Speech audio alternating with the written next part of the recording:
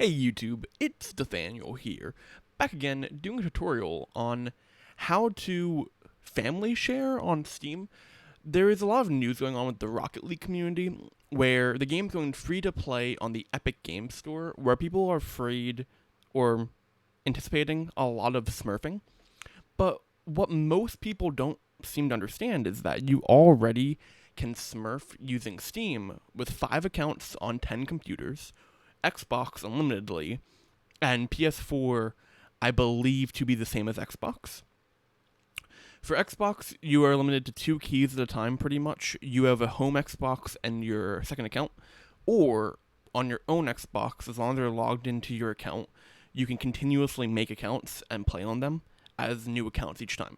Steam, though, limits you to logging 10 different computers, and only 5 different accounts can log on those 10 computers however they want. So I'm going to log into my first account that owns all of my games. And you can see that when I go to Rocket League, assuming it all loads, when I go to my games, you'll see I own Rocket League here, and I can play it. So as long as you say, or the game shows to be played, you have access to that game. Now, when I log out of It's Nathaniel, which is the username, but the account name is Mr. Platt, I log out of Mr. Platt. I'm now going to reload Steam, but not on the same account.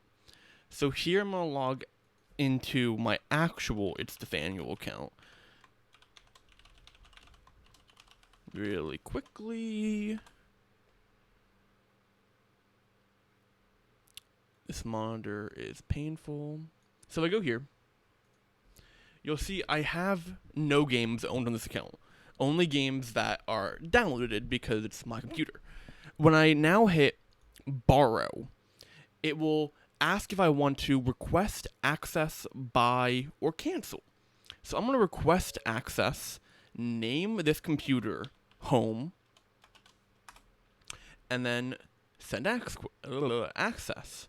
So now I'll go on to my email address, and you'll see here it says, "Dear Mr. Platt, you've received a request to have someone family share with you."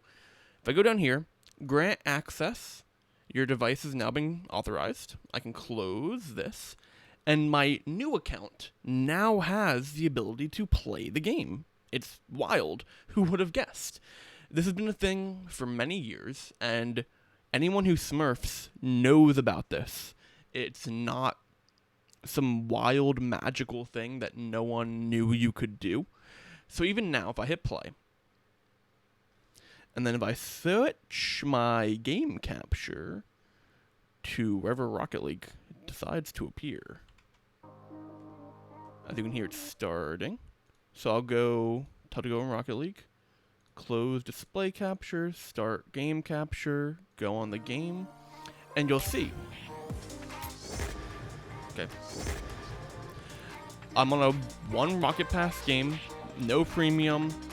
It's a brand new account. If I hit play, it's all new, level 1. It's not my account. It's a whole Smurf account. If I go and hit play, I can play online, play ranked games, and I will be a lower ranked player. And then if I exit this, we quit this. We're now going to go back onto Rocket or Steam. Assuming, okay, there we go. If I go here, I'm gonna now log back out of Nathaniel's, this user-named account.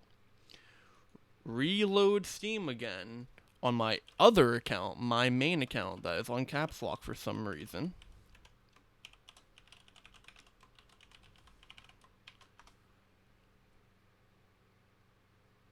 And then I have access again to my library of games. I go here, go to Rocket League, play Rocket League. Now I'm going to switch to game capture.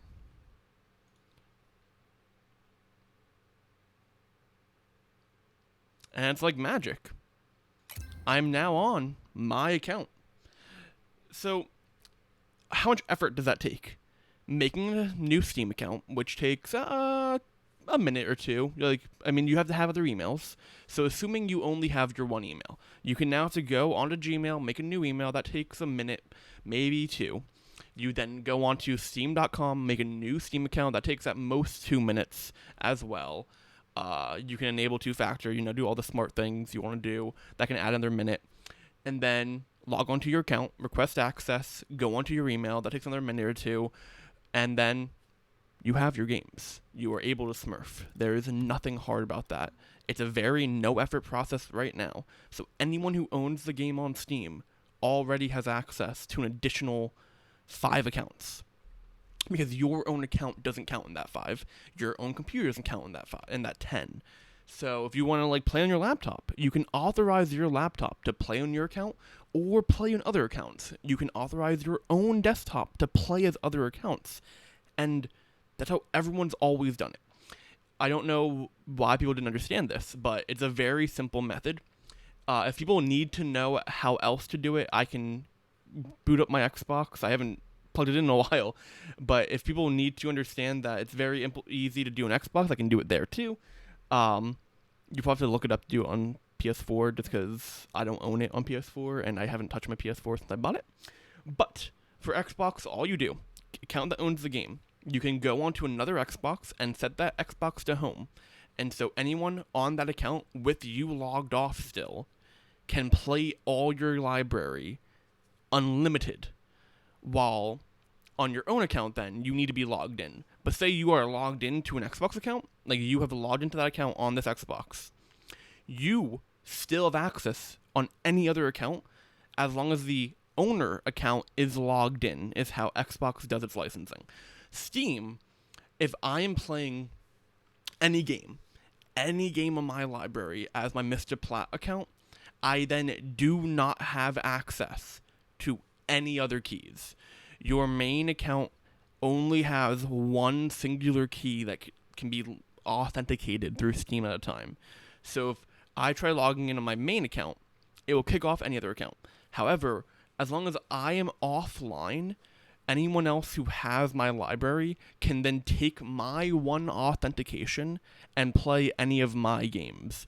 It is not really a sharing service, as in game sharing. You are sharing the authentication of your username so that people can use your licenses, which is still nice to have, just it isn't perfect. Some things, however, are not shared, as in my Rocket Pass. So I paid and bought the premium Rocket Pass. I'm not going to suddenly have all my credits in this account because this account has not bought any credits. Because you authenticate them through the Rocket League servers, not the Steam servers, which, of course, is fair.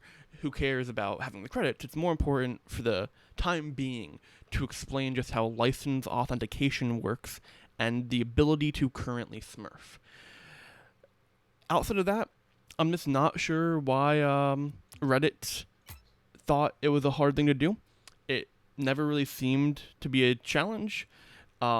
I hope YTZI13 can now be able to Smurf better, since he didn't understand that Smurfing was a thing.